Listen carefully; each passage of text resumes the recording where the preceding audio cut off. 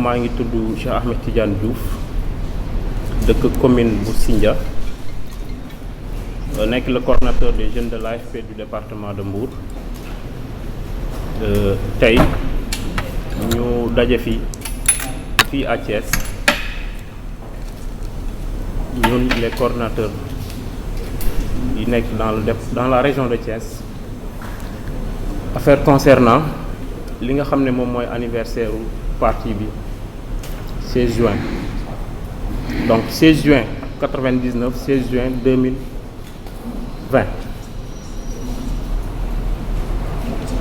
le jour J mu tombé un mardi vi situation Sénégal ak ni muy dundee tey vis-à-vis pandémie bi et que pratiquement responsable yi nga xam ne yépp tey ci parti bi ñu nekk les responsables départementaux ak régionaux mu nekk un jour boo xam ne jour ouvrable la te vraiment tey fêter anniversaire ak fi Sénégal toll yaakaaruñu ne vraiment c'était idéal à ce que le jour ji ñu mën koo def donc li waral ndaje bi tey bi c'était juste mu nekk benn week-end ñu daje fii juste pour quelques mots yoo xam ne day nekk encouragement ak féliciter aussi ñi nga xam ne ñoom ñooy les militants bu parti bi di wax ne vraiment dañu am contenté wu le président secrétaire général le président Moustapha Niasse bi mu amee xalaatu woote le 16 juin 99 bi mu toogee xool Sénégal xam ne kat moom mi dafa am loo xam ne ci expérience am war na mën a woote ci expérience am jariñ Sénégal ñu di ko féliciter ci loolu bu baax a baax tey te amuñu benn regret nag tey ci ànd ak moom ci li nga xam ne moom mooy l'Alliance des forces de progrès ndax depuis que moom mu créé l'Alliance des forces de progrès ñun jeunes Sénégal quitte à nos consciences ñun xam nañ ne tey am na loo xam ne da ko liggéey ci Sénégal am na loo xam ne tey jariñ na ko Sénégal donc c'était indispensable à ce que moom mu ñàkk a taxawu Sénégal ba mu xëy ba politique wala ñu di ko remercier encore une fois ci loolu bu baax a baax di wax ne aussi mënuñu daanal sans pour autant que remercier les responsables ak cadres yi nga xam ne ñoom ñoo nekk ci parti bi muy au niveau national mais surtout la région de Thiès donc on peut en citer beaucoup le coordonnateur maire Alioune Samba Ciss le ministre Alioune Sarr ak camarades yëpp ñi nga xam ne ñoom ñoo topp seen ginnaaw di wax ne vraiment tey dañu am fierté ci ñoom muy le ministre ak le maire Alioune Samba Ciss ndax tey bu ñu xoolee région de Thiès l'AFP au niveau de la région fi mu jóge ak fi mu yegg il faut être Alioune Sarr ou Alioune Samba Ciss pour faire ça. damay wax ni xëy na sax dañ leen a yàgg jox li nga xam ne moom mooy raison bi amaana sax bu ñu leen teeloon jox li nga xam ne moom mooy raison bi kon tey AFP fi mu toll ci région de Thiès mën na ko dépasser largement muy ci massification muy ci liggéey muy ci yëpp donc vraiment ñi ngi leen di remercier bu baax a baax muy le maire Alioune Samba Ciss coordonnateur régional ak le ministre Alioune Sarr vraiment ci taxawaay bi nga xam ne am nañ ko ci parti bi au niveau de la région itam au niveau national. maa ngi tudd Cheikh Faye représenté département bu Tivaouane nekk porte-parole du jour bi ànd ak sama responsable village Alpha Mbengue ñu ñëw daje tey yi comme ni ko sama camarade de précédé Cheikh Tidiane Diouf wax ñuy commémorer anniversaire du AFP le 16 juin comme ni mu ko waxee woon mu tombé ak jour boo xam ni du woon weekend ñu ne jàpp nañ ni buñ ko defee weekend ñu mën ci daje waxtaan ak mbokk yi nga xam te ji ñoom lañu yàgg ànd di cheminer ci parti bi depuis 99 di wax ni tey jii département bu Tivaouane nga xam ni moo tax ñu teew fii depuis 99 ba tey jii responsable yi ñu ngi jàpp te ci AFP di sant aussi bu baax notre camarade secrétaire général monsieur Moustapha Niasse ci déclaration ba mu ko defee ba tey jii fa mu jàppoon la mu waxoon ba tey jii foofu la nekk responsable yi nga xam tamit ñoo nekk fii au niveau régional ñoom it fañ jàppoon ba tey jii fa lañ nekk ñu cité ci le ministre Alioune Sarr nga xam tey jii ñun bu ñu amee courage nekk ay jeunes di jàpp ci parti ba tey jii bokk na ci ki nga xam ni tey jii moom moo ñu dooleel le responsable régional maire de Thiès muy Aliou Samba Ciss moom aussi muy koo xam tey jii vraiment liggéey bi mu def ci parti bi ñun au niveau de la région de Thiès ñun ñëpp rafetlu nañ ko ci gis nañ ni vraiment tey jii jàppale nañu AFP au niveau de la région de Thiès ci ñuy dolli rek mooy tey jii ñun di wax ni tey jii massifier parti bi mooy li nga xam tey jii moo tax a jóg tey jii yaatal kàddu yi waxtaan ak mbokk yi nga xam tey jii démb ba tey ñi ngi jàpp ci parti bi di liggéey di kontaan bu baax tamit di kontaan bu baax di sant ñëpp di leen gërëm pour bañ a guddal rek dëgg yàlla. kon suñu tolluwaayu AFP ci Tivaouane moom bu ñu ko dégg lu dul affaire rek lañ ko dégg. waaw tolluwaayu AFP ci département bi comme ni ma ko waxee sànq ci réunion bi rek ma ne leen AFP il se porte très bien dans le département de Tivaouane certes amoon na tuuti manque d'information yoo xam ne amoon nañ ko ci parti bi mais tey jii la fa nekkoon responsable yëpp def nañ tournée ak le responsable El Hadj Mbengue responsable yëpp actif nañu ñu ngi continuer di liggéey seen liggéey li ñu fi wax sànq rek mooy yaatal ak massifier parti bi fi mu toll nii fi lañ toll te ñu ngi ciy dem à merveille. Ismaïla Dione nekk responsable communal des jeunes de l'AFP à Notto Diobass nekk premier adjoint au responsable départemental des jeunes de Thiès. Par ailleurs conseiller départemental aussi à Thiès donc comme ni ko sama camarade yi waxee tey dañu ñëw fii dans la ville de Thiès nga xam ne mooy chef-lieu en tout cas de la région pour ñu réunir ñetti département yëpp yi nga xam ne ñoom ñoo am ay délégation au niveau de l'AFP tey ñu waxtaan dans le cadre comme ni ko camarade yi waxee de la commémoration des 21 ans de l'AFP nga xam ne depuis le 16 juin 1999 le camarade secrétaire général Moustapha Niasse avait fait l'appel du 16 juin qu'il avait bien dénommé J'ai choisi l'espoir et 21 ans après on voit que l'AFP ou en tout cas cet appel du camarade secrétaire général Moustapha Niasse a bien retenti dans le cœur des Sénégalais parce que tout simplement 21 ans après aujourd'hui l'AFP est la deuxième en tout cas personnalité de l'État à travers son secrétaire général qui représente le peuple parce que c'est pas anodin le fait que l'AFP occupe depuis en tout cas 2 législatures n'est-ce pas la présidence de l'Assemblée nationale ça montre encore une fois que l'AFP a toujours été aux côtés des populations sénégalaises et comme je l'ai dit depuis le 16 juin beaucoup de choses se sont passées mais l'AFP est resté debout et aujourd'hui comme je l'ai dit que ce soit le travail que l'AFP abat à travers notre camarade ministre Alioune Sarr dans le gouvernement ou bien le travail qu'il abat à travers les communes qu'il contrôle dans les différentes en tout cas communes du Sénégal je pense que là l'AFP vit et l'AFP continue en tout cas sur la lancée sur son chemin tracé depuis 2016 beaucoup d'événements se sont passés comme je l'ai dit et récemment il y a des gens qui se réclament de l'AFP aussi qui ont choisi le mois qu'on appelle le mois de l'AFP parce que c'est en juin que l'AFP a vu le jour qui ont choisi ce mois pour attaquer l'AFP et dire que dans la région de Thiès ou en tout cas à travers certains responsables l'AFP ne vit pas ou en tout cas profère des attaques mais je pense comme on l'a dit ici à l'unanimité ça c'est un épiphénomène l'AFP ou les militants de l'AFP ne sont pas là pour répondre à des gens qui sont déjà démasqués, qui avaient un plan initialement avorté, qui est aujourd'hui déniché. Aujourd'hui, on ne peut pas quand même être là à perdre notre temps à répondre des gens qui sont, comme je l'ai dit, déjà démasqués. Parce que tout simplement, ils ne sont pas de l'AFP. Ils ne sont pas de l'AFP parce que tout simplement, être de l'AFP, c'est défendre les intérêts de l'AFP, mais pas défendre vos intérêts à vous. Donc je pense que c'est un peu ça. Et encore une fois,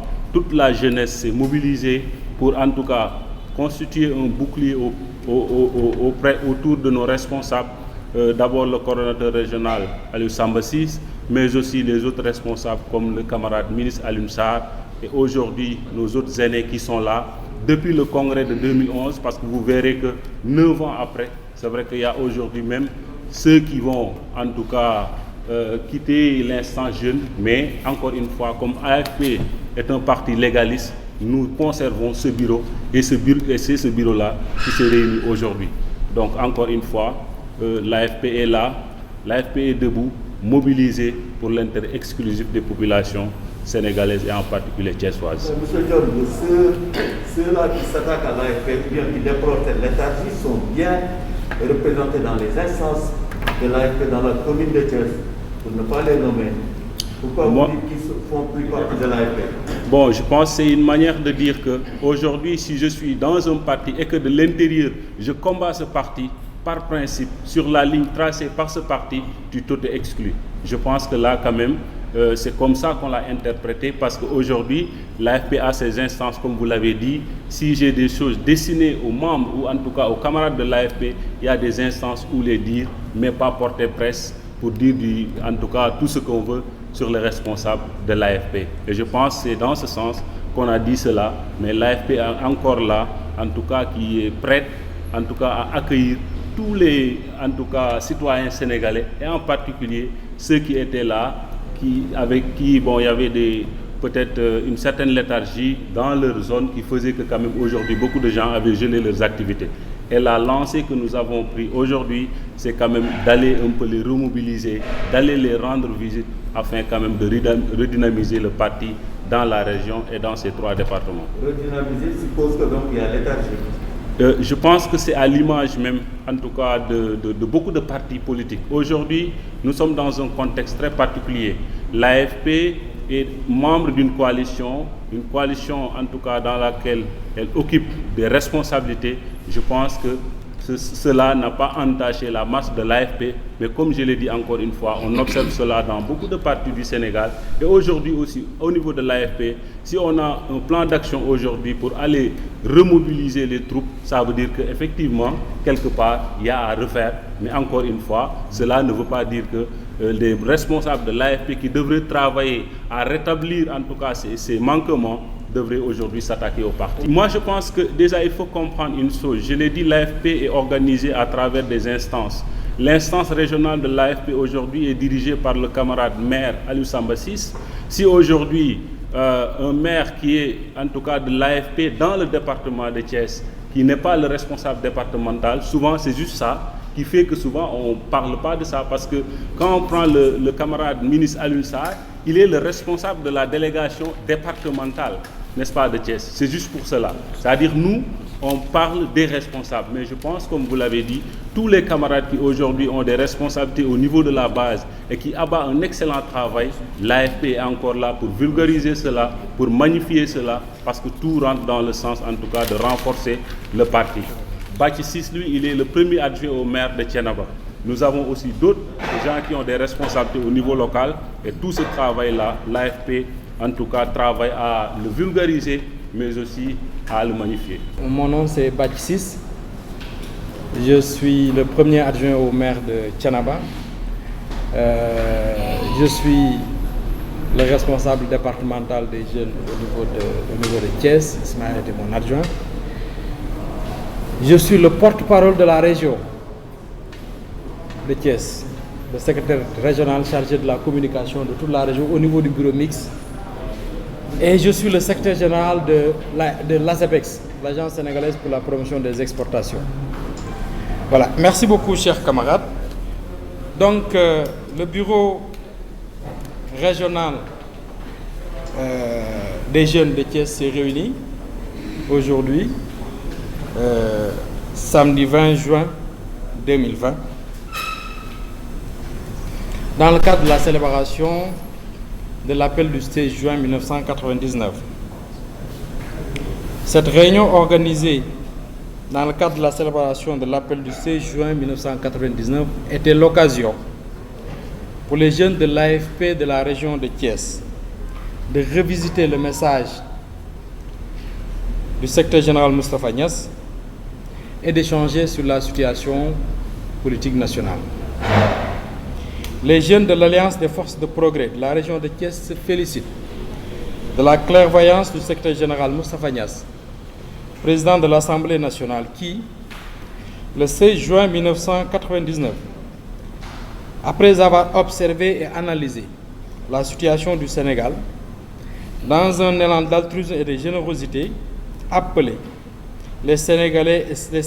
et Sénégalais de tous bords, de toute confession et de tout âge,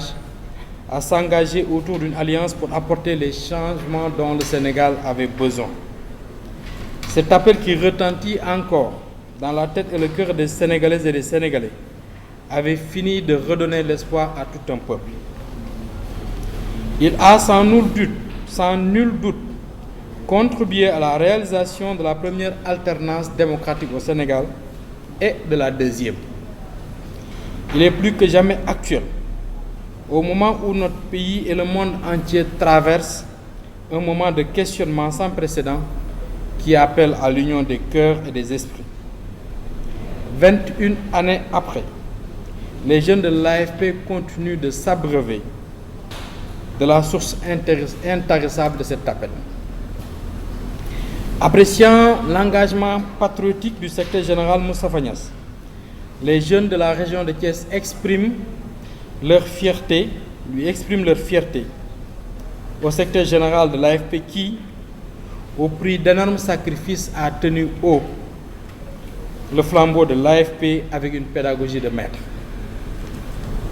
Les jeunes de la région de Thiès tiennent à lui rendre un vibrant hommage. En outre, les jeunes de la région de Thiès réitèrent les remerciements et leurs félicitations au coordinateur régional de l'AFP à Thiès,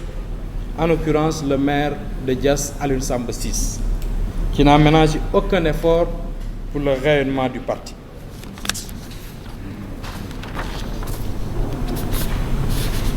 Je n'ai pas vu la deuxième page.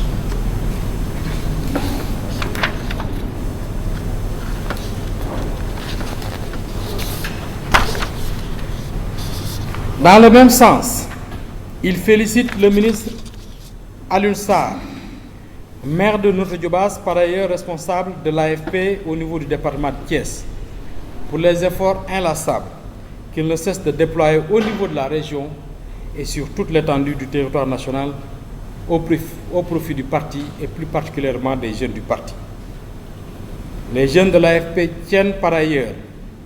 à magnifier le travail qu'il accomplit avec brio et compétence, droiture et rigueur depuis plus de 7 ans dans le gouvernement du Sénégal sous le leadership du président de la République, son Excellence Macky Sall. Ces résultats au ministère du Commerce, dans plusieurs domaines, ont marqué les esprits de nos concitoyens, que ce soit sur la stabilisation des prix des denrées de première nécessité, de la baisse des prix du carburant, des prix du loyer, du fer à béton, de la maîtrise de la commercialisation de la production locale, comme l'oignon, la pomme de terre, l'arachide, entre autres. Aujourd'hui, tous les acteurs de l'anacarde leur remercient pour les décisions courageuses prises et mises en œuvre pour un accompagnement de cette filière qui connaît aujourd'hui un développement extraordinaire dans le domaine des exportations. De même, ces résultats au niveau du ministère du Tourisme et des Transports aériens sont tout aussi probants. Enfin, les jeunes de l'AFP remercient et félicitent l'ensemble des militants qui, depuis leur adhésion au parti, n'ont jamais été pris à défaut, ni dans leur engagement par rapport aux valeurs et idéaux du parti, ni dans le respect qu'ils vouent au secrétaire général et aux structures du parti. En ce moment de célébration de l'appel du 16 juin, les jeunes rappellent que l'AFP, durant ses 21 années d'existence, a connu des trahisons et des profanations par des forces encore tapis dans l'ombre, guettant la moindre occasion pour fomenter des coups. Mais c'est peine perdue, car ils sont attendus de pied ferme par les jeunes déterminés à défendre leur parti et leur leader. Pour exemple, cette semaine, des responsables fantômes de l'AFP au niveau de la commune de Thiès ont tenté par l'intermédiaire de l'esprit d'entacher le travail politique accompli par les militants et les militantes depuis plusieurs années. Des réponses à la mesure de leur forfait leur seront apportées le moment venu par la jeunesse thiessoise de l'AFP conformément à la discipline et au texte du parti. L'AFP demeure un parti de valeurs et de vertu, ancré dans la coalition Benno Bokk Yakaar, mobilisé derrière le secrétaire général Moustapha Niasse, avec des jeunes plus que jamais déterminés à raviver encore la flamme de l'espoir allumée le 16 juin 1999 et à travailler pour l'émergence socio-économique du Sénégal au bénéfice exclusif des populations. Fait à Thiès ce 20 juin 2020 pour les jeunes de la région. Bac 6, secrétaire général des jeunes du département de Thiès. Alpha Mbeng, responsable des jeunes du département de Tivaouane. Cheikh Diouf, responsable des jeunes du département de Mbour. Matik Kogne Cissé, représentant de la jeunesse communale de Thiès. Alors man suma xam-xam mu ngi màcc ci yoon, donc je suis un juriste de formation, comme li ñuy wax li xew ci jamono double compétence, spécialisé en commerce international et spécialisé en communication pour le développement. Et j'ai fait une expérience dans le système des Nations Unies et les ONG avant de rejoindre le ministère du Commerce pendant 10 ans, où j'étais responsable de programme dans une ONG internationale au Sénégal. Alors tey dañ fi daje woon di waxtaan ñun ndaw ñi nga xamante ni ñoo féete ci région de Thiès bokk ci parti bu ñuy wax AFP. Ki jiite parti boobu di président Moustapha Niasse. Bi jamono dee dox ba mu yëg ni moom am na taxawaay boo xamante ni waroon na koo amaat ci Sénégal ak sénégalais yi, mu def taxaw seetlu xool dëkk bi fi mu tolloon ci jamono jooju daa di woote boo xamante ni sénégalais yépp la woo, góor ak jigéen, mag ak ndaw, fu nit mënta féete, ci diine boo mënti bokk, ci waaso boo mënti bokk ak ci xeet boo mënti bokk, pour que ñu dajaloo fexe dox ay tànki jéego pour soppi xar kanamu Sénégal. Loolu mu ngi ko defoon le 16 juin 1999. looloo mat tey ñaar fukki at ak benn tax ñun ñu jël semaine bi dajaloo ko fas yéene ci waxtaan, fas yéene delloowaat sunu bopp ci appelu 16 juin boobu, ñaaxaat sunu bopp ci taxawaay yi nga xam te ne war nañ koo am en tant que ndaw, en tant que citoyen sénégalais. Aussi waxtaanee fi réew mi toll ci wàllu politique. Bu ñu waxee politique nag day làmb lu bari. Yàlla dogal bi ñu fa dajee tey ñu waxtaan ci ñaari ponk yooyu ba tënk li nga xamante ni moom lañ def suñu déclaration tey. Di wax ni ñu ngi sant Moustapha Niasse moom mi nga xamante ni ba mu amee xalaat boobu yemale ko ci boppam da koo génne, parce que dañ ne mbaax bu yemee sa bopp rek duñ baax gu am solo, mais li gën mooy mu law ñeneen. Ba ñun ñi nga xamante ni nekk nañ ci parti bi ba nàmpe ci ba doon ci tey ay kilifa, am lu ñu jàng ci wetam, am lu ñu jàng ci moom ak jàng ko ci ñi nga xamante ni ñoo ànd ak moom. Kon ñu ngi koy remercier di ko jaajëfal di ko sant ci taxawaay boobu, taxawaay ba mu am 99 moo tax ba 2000 jotee Sénégal am première alternative démocratique, ñu ànd fal le président Ablaye Wade. Li ci xew ci ñu delluwaat opposition def ci daal fukki at ak benn, parce que 11 mois lañ def ci gouvernement Ablaye Wade génn def ci fukki at ak benn jaamaarloog moom. Yàlla dogal taxawaay yi ñu gën a feddali taxawaay yi, gën leen a jëmmal ba bi nga xamante ni 2012 jot na, AFP dem élection ci coalition Benno Siggil Sénégal classé 3e, ñu dem 2e tour ñu ànd ak président Macky Sall taxawal coalition Benno Bokk Yaakaar. AFP nekk ci jën wu mat sëkk, waaw jën yi téye néegu Benno Bokk Yaakaar. AFP nekk ci jën wu mat sëkk, mat li mu doon fees place am. Yàllaa ngi dogal nag boobu ba léegi ci coalition bi ñu ngi ci àndin wu rafet. Du ñàkk ay tolof di am, du ñàkk ay jafe-jafe di am, mais ñu ngi ci ànd bu rafet ba tey. Macky Sall dafa annoncé woon en 2012 nous allons gagner ensemble, nous allons gouverner ensemble. Et yàlla def na l'essentiel des partis yi nekkoon ci 2012 bu weesoo ñi amoon des ambitions personnelles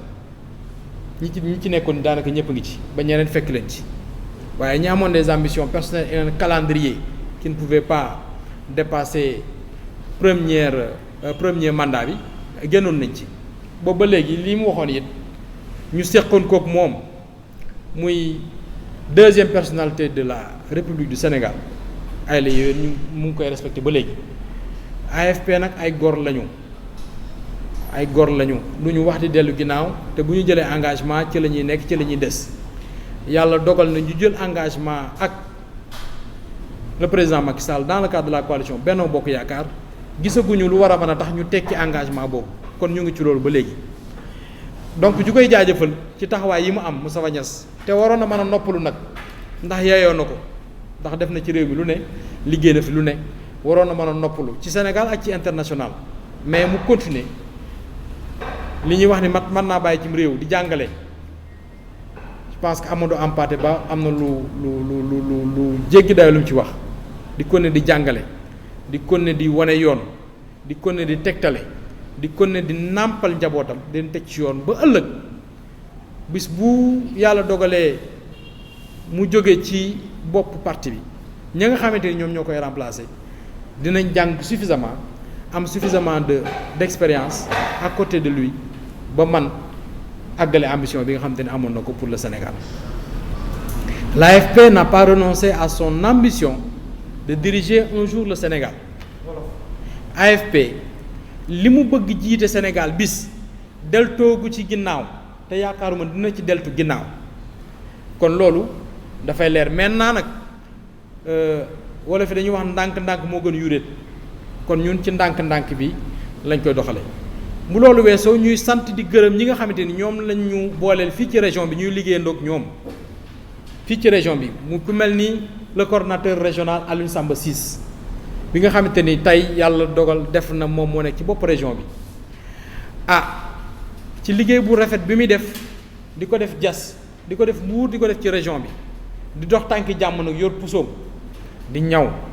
ñu ngi koy sant di ko gërëm Diass mairie Diass je pense que mooy maire yi nga xamante ni ñoo gën a am longévité ci dans l'escarcelle de l'AFP parce que Alassane boobu moom nee na day dóoraat je pense que depuis 2003 AFP mooy jiite mairie Diass ñi ci def liggéey bu mucc ayib te xam nañ Diass mairie bi enjeu bi mu am ku fi nekk jaar na fi bëgg koo yor bu ñu jógee ci Alassane si ñu remercier aussi notre camarade ministre Alioune Sarr bi nga xamante ni moom mooy le seul représentant de l'AFP au niveau du gouvernement depuis 2013 di ko féliciter ci liggéey bi nga xamante ni moom moo koy def et je pense que dans les annales de l'histoire du Sénégal moom mooy ministre bi gën a yàgg au niveau du ministère du commerce moi je suis spécialisé en commerce international maa ngi liggéey ak ministère du commerce depuis 2003 bu ma paree sama maîtrise laay liggéey ak ministère du commerce depuis 2004 donc je connais bien ce ministère avant que Alioune Sarr dafa ñëw li mu fa liggéey amul ses prédécesseurs kenn ku ko fa def je le dis haut et fort voilà léegi maa ngi ñëw ci loolu maa ngi ñëw ci loolu déedéet waxaguma xam nga nit boo nekkee dinaa ci ñëw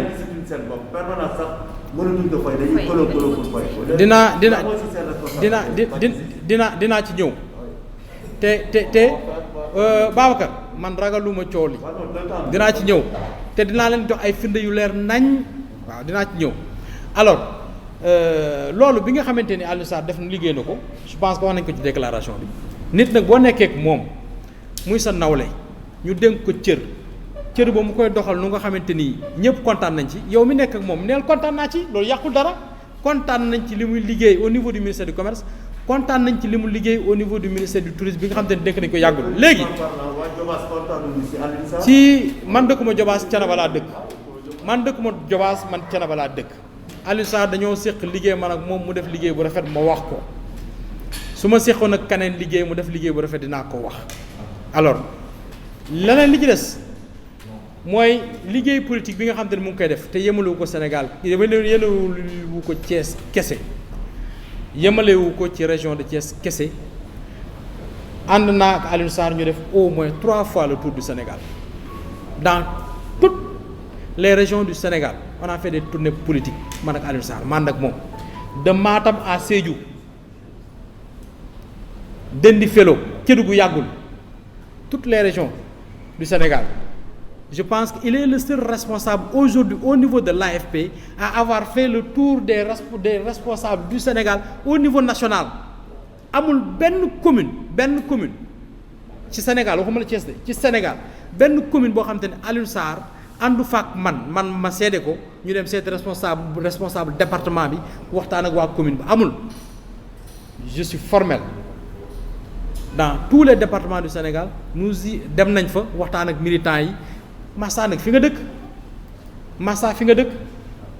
alors li xew nag fan yi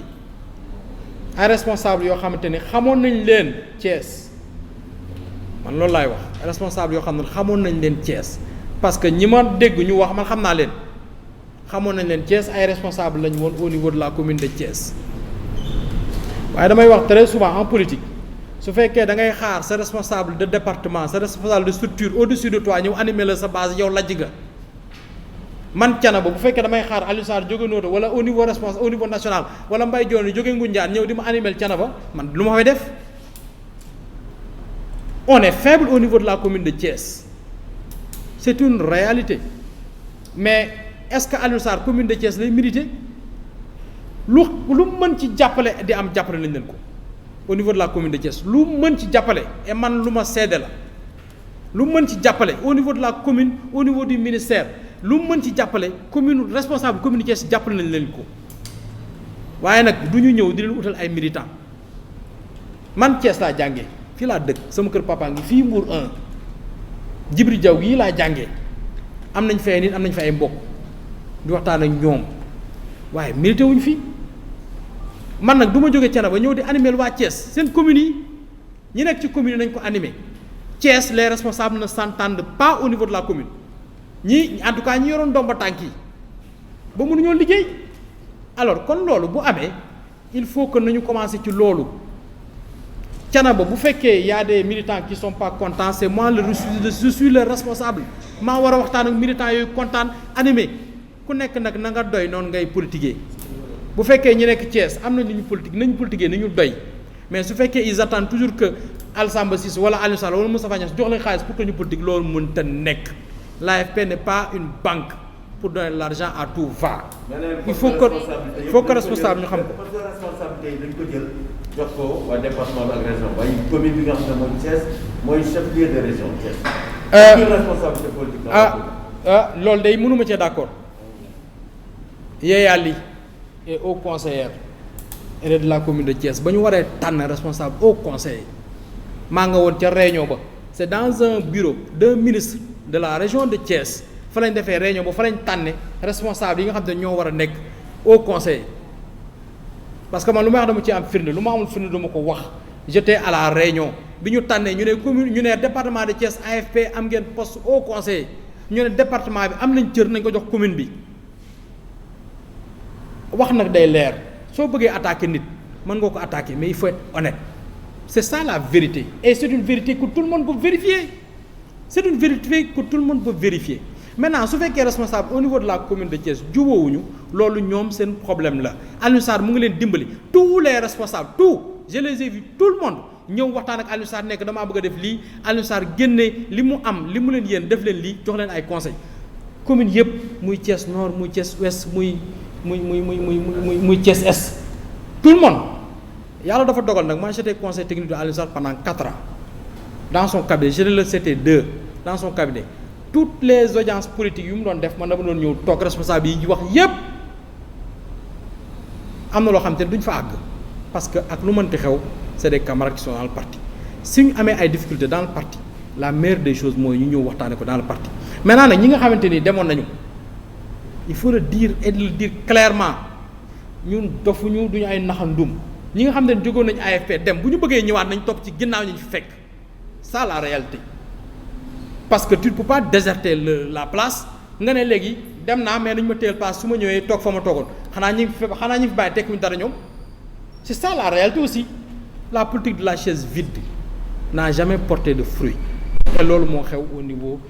ñiy coow yëpp ñiy wax ñëpp je les connais personnellement parce qu'on était ensemble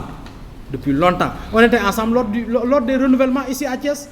loolu yàggul fi ñuy renouveler parti fii Thiès ñun ñu ngi fi woon bu ñuy renouveler parti bi 2011 maison des jeunes fii Thiès ñun ñu ngi fi woon bu ñuy dem congrès di fal responsable au niveau de Dakar ñun ñu ngi fi woon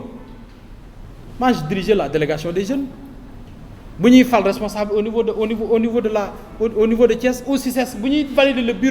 bureau national ak les bureaux régionaux li fi xew yëpp xaw na fi